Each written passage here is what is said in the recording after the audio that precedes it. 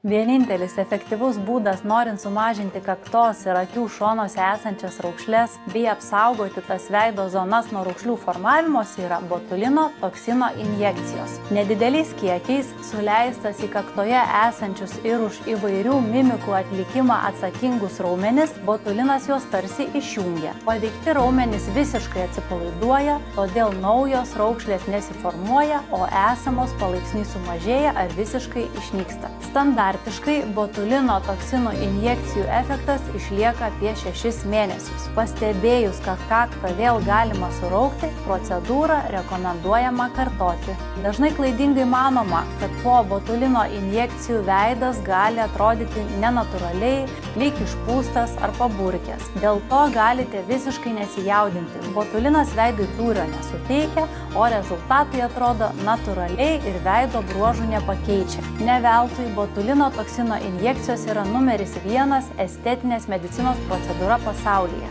Turite klausimų apie botulino injekcijas ar kitas grožio medicinos procedūras, užduokite juos komentaruose ir aš asmeniškai juos atsakysiu.